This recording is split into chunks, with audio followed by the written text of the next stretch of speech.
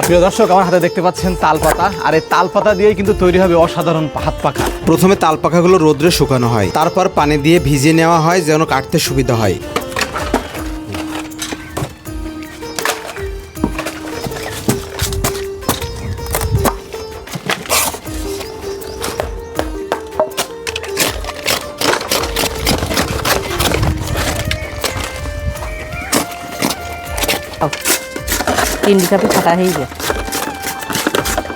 Charger ফ্যানের দাপটে এই হাত পাখাগুলি বিলুপ্ত প্রায়, কিন্তু গ্রামে যখন বিদ্যুৎ থাকে না তখন গরমের একমাত্র সঙ্গী এই তালের পাখা। কতটা কষ্ট করে কতগুলি প্রসেসে এই পাখা তৈরি করে দেখতে থাকুন, আপনি রীতিমতো অবাক হবেন। মজার ব্যাপার হলো বিলুপ্ত প্রায় এই বাবা দাদাদের ঐতিহ্য 50 বছর যাবৎ ধরে রেখেছেন এই ভাই প্রথমে পাতাগুলি সাইজ করে দিবে স্ত্রীর কাছে, বাকি কাজগুলো তার। এক সময় এই নানা দাদারা বা চাচারা যারা মুরব্বী ছিল সেই সময় তো ফ্যান ছিল না, তখন ওই মাঠে লাঙল দিয়ে ওই চলে আসতো বাড়ি। ওই গরমে কিন্তু ওই দাদাদের কিন্তু এই পাখাতে বাতাস করে দিত, তাই না? আর এখনকে যুগি যদি বলা হয় ফ্যানটা দিয়ে দাও বউগের, ওরে বাবা বলে দিয়ে নাও, সময় নেই।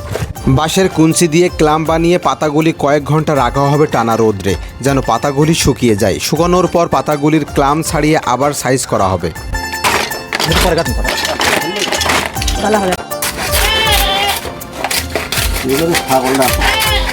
ছাগল কটা আছে?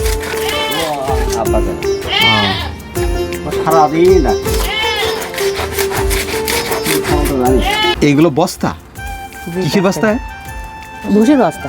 ভুসির বস্তা সুতা ছাড়িয়ে বাঁশের চিকন চড়িতে ডিজাইন করা হচ্ছে, যা পাখার চারিদিকে বাঁধবে।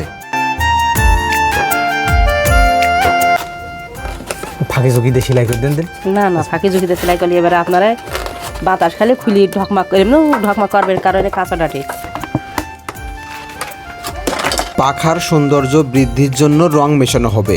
এখানে চামচে করে লাল রং মেশানো হচ্ছে দইয়ের বাটিতে, তারপর পানি দিয়ে সুন্দর করে সেগুলো গুলিয়ে নিয়ে পরবর্তীতে রং করা হবে।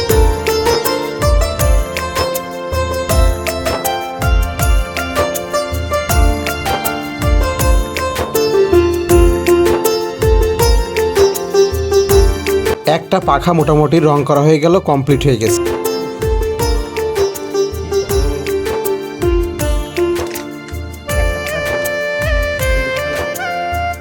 পাখা তৈরির পরে ভ্যানে করে কিছু পার্টি এসে পাখা নিয়ে যায় এবং দেশের বিভিন্ন প্রান্তে তারা বিক্রি করে। সদ্য তৈরি করা কয়েকটি পাখা আমি বাসার জন্য নিলাম।